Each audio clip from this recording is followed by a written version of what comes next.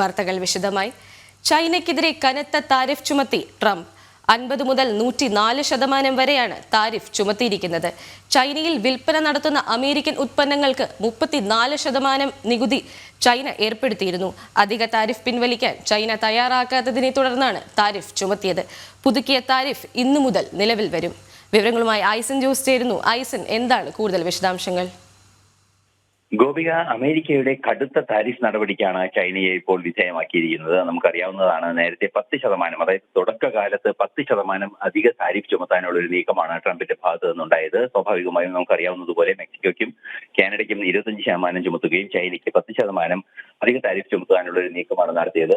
ഈ താരിഫ് ചുമത്താനുള്ള നീക്കം നടപ്പായതോടെ, 10% താരിഫ് നടപ്പായതോടെ ചൈനയും ശക്തമായി തിരിച്ചടിക്കുകയായിരുന്നു. 134% താരിഫ് ചൈനയിൽ വിൽക്കുന്ന അമേരിക്കൻ ഉൽപ്പന്നങ്ങൾക്ക് ചൈനയും ഏർപ്പെടുത്തി. സ്വാഭാവികമായും ഒരു കമേഴ്ഷ്യൽ വാർ, അല്ലെങ്കിൽ ഒരു വാണിജ്യ യുദ്ധം തന്നെ ഇരു രാജ്യങ്ങളും തമ്മിൽ നടക്കുന്ന ഒരു സാഹചര്യമുണ്ടായി. തുടർന്നാണ് കടുത്ത നടപടികളിലേക്ക് ട്രംപ് നീങ്ങുകയും ചെയ്തത്. ഇക്കഴിഞ്ഞ ദിവസമാണ് ട്രംപ് 24 മണിക്കൂറിനുള്ളിൽ 34% അധിക നികുതി ചുമത്തിയത് പിൻവലിക്കാനുള്ള നടപടികൾ സ്വീകരിക്കണമെന്ന ആവശ്യം ചൈനയോട് വളരെ കൃത്യമായി മുന്നോട്ട് വയ്ക്കുകയും ചെയ്തത്. എന്നാൽ ചൈന അതിന് തയ്യാറല്ല എന്ന നിലപാടായിരുന്നു തിരിച്ച് നൽകിയ ഒരു റിയാക്ഷൻ.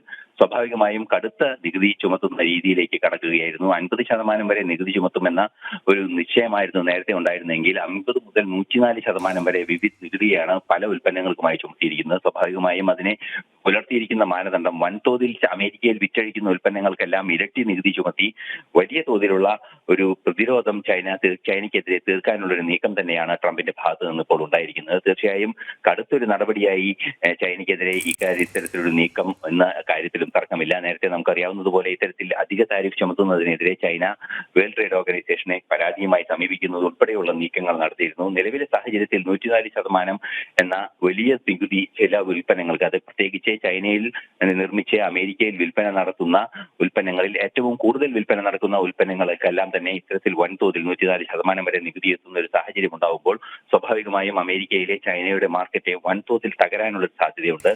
സ്വാഭാവികമായും അത്തരത്തിൽ തകരാനുള്ള ഒരു സാധ്യത നിലനിൽക്കുമ്പോൾ അതിനെതിരെ കൃത്യമായ ഒരു നടപടി ചൈനയുടെ ഭാഗത്തു നിന്നുണ്ടാകും. അല്ലെങ്കിൽ 34% അധിക താരിഫ് എന്നത് കൃത്യമായി കുറയ്ക്കാനുള്ള ഒരു നീക്കം ചൈനയുടെ ഭാഗത്തു നിന്നുണ്ടാകുമെന്ന പ്രതീക്ഷ തന്നെയാണ് വൻ നികുതിയിൽ ഏർപ്പെടുത്തുന്നതിനെ ട്രംപിനെ പ്രേരിപ്പിച്ചത് എന്ന കാര്യത്തിലും തർക്കമില്ല. നിലവിലെ സാഹചര്യത്തിൽ നമുക്ക് ലഭ്യമാകുന്ന വിവരങ്ങൾ അനുസരിച്ച് ഏപ്രിൽ 9 ഈ നികുതി നിരക്ക് നടപ്പാവുകയും ചെയ്യുന്നുണ്ട്.